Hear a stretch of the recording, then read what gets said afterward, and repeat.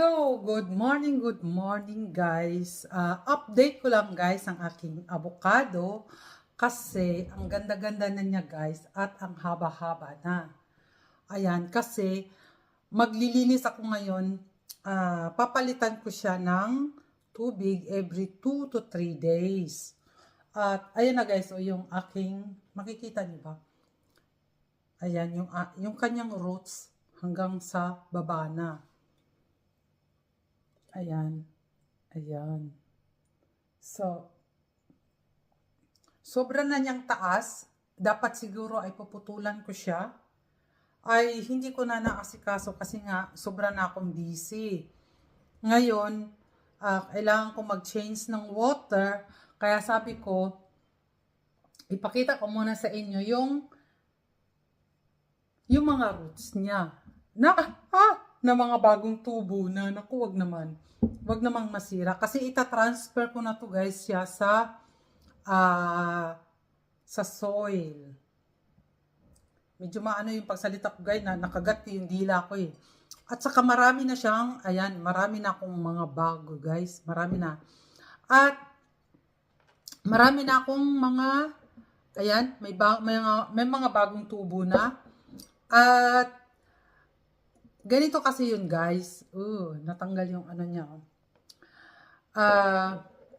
Wait lang ha, para makita nyo, oops.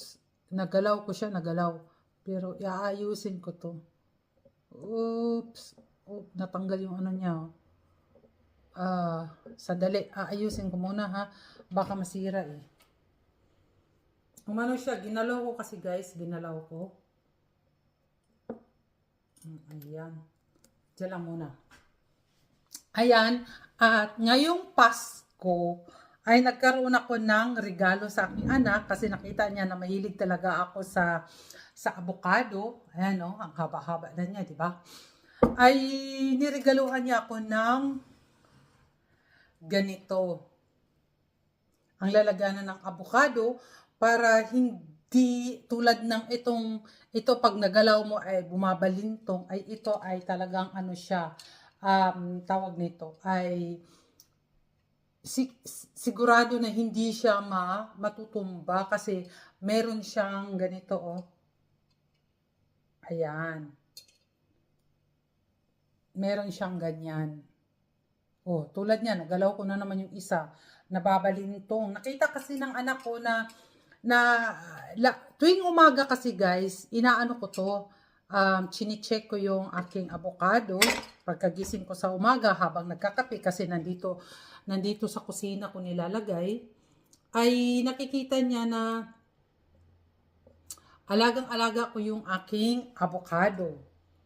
So, nakita niya kasi na tulad niyan, umiikot siya, nababaliktad, ay nahirapan siguro at nakita niya, hindi niya inano niya sa akin na riregaluhan niya ako ng lagyan ng avocado. First time kong nagtanim ng avocado, dati, ito rin ang niregalo niya guys, oh. Yung ganito, oh. Wait lang, ipakita ko sa inyo ha. May tubig kasi, may tubig. Ayan, oh. Yung ganitong lagyanan, ayan, oh. May avocadong nakalagay. Ayan.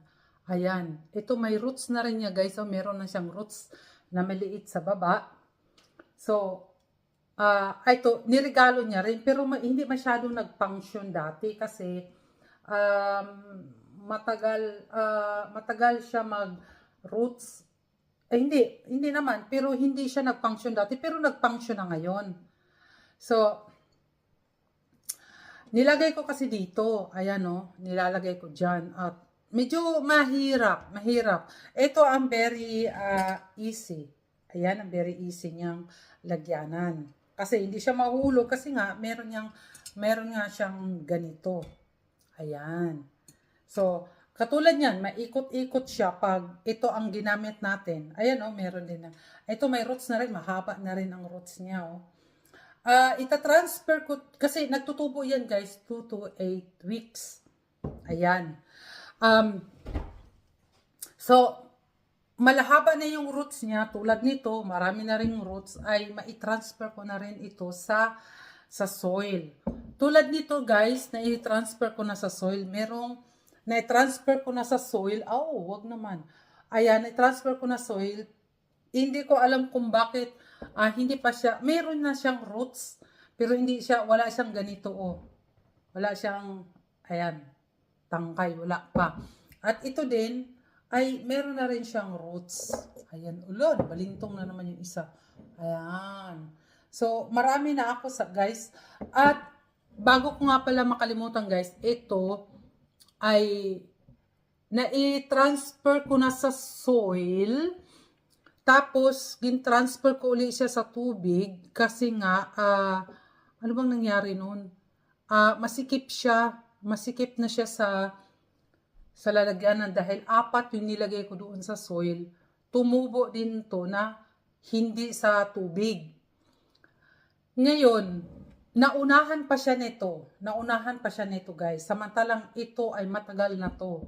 Hindi siya masyadong nagtubo at maitim yung kanyang roots. Tulad nito ay maputi. Dahil na rin siguro sa soil. Kaya maitim yung roots niya. Hindi maitim kundi brown. So, at mahina yung paglaki niya. Oh. Mahina ang paglaki niya. Naunahan talaga siya ng yung nasa tubig. So, it means, sa tubig ko muna, tulad ng ginagawa ko ngayon, tubig muna bago i-transfer ko sa soil. At time to change na sa soil. Pero nga lang guys, wala pa rin akong time. I think next week after ng New Year, itatransfer ko na talaga siya. Kasi masyado na siyang mahaba, masyado na siyang roots na siya.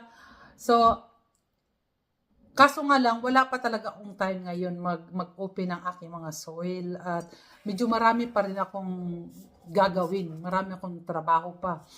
So, yun lang, in-update ko lang guys ngayon. At siya nga pala, at nag-try din ako ng Valdnos. Hindi to avocado guys, kundi Valdnos. Yung nuts to na Valdnos. Tingnan nyo na lang sa Google. Sa Valdnos. Forest nuts. Ayan. Yung malaki ba? Mahal to guys. Oops. Mahal to guys. So, nag-try din ako na makatanim yan. Marami akong tinanim doon sa labas. Pinakita ko na yan yung nasa labas. Hindi ko lang alam kung mag-work ngayon dahil nga malamig. Malamig guys. So, yun guys, ang mga ina-update ko nga. At isa pa nga pala guys, meron akong luya, ginger, ingwa. Ayan, ginger, ingwa, luya. Ayan. Guys, tumubo na siya ng ganon. Ay, tinanggalan ko na ng tubig. Ay, medyo nasira yung nasa taas. Hindi ko alam guys, kung tama ang ginawa ko. Basta't nilubog ko siya sa tubig. Ngayon, nang tinanggalan ko siya ng tubig, yung taas ay walang tubig, yung sa baba lang ay namatay siya yung taas. Pero yung sa baba, meron siyang sa baba na ayan oh, ayan. Sabi ko, nilubog ko na naman ulit ngayon sa tubig kasi yung tinanggalan ko yan sa paglubog sa tubig, yung sa baba lang ang may tubig, half lang, ay nasira nga siya. Ito naman ay nag-ano siya.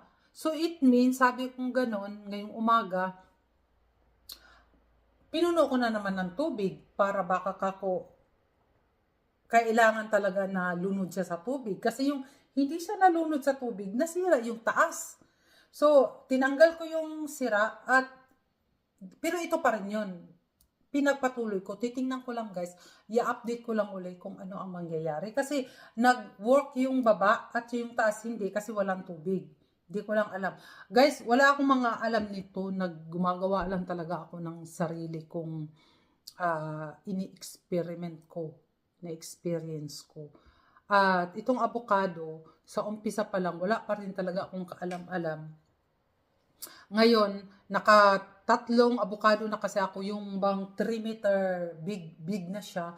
ay nasira din kasi nga nasira yung una ko na yon dahil nga nagbakasyon ako sa Pilipinas, hindi na nasikaso at ng winter, naipasok namin dito sa bahay late na kasi hindi talaga pwede yan sa winter guys. So, yun lang guys, update ko lang sa inyo yung kasi mahilig talaga ako magtanim-tanim at sa una ko at dati kong sinasabi, with feelings lang guys ang ginagawa ko dahil wala nga akong kaalam at hindi ako nanonood dati sa mga YouTube kasi hindi pa ako nag-YouTube noon at wala din. Nakita ko lang ngayon na nung meron akong avocado. So more experience na rin dahil inumpisahan ko na walang experience at nakikita ko sa ibang YouTube na kung ano ang gagawin at paano gawin. So, yun lang guys. Update lang ako sa aking avocado.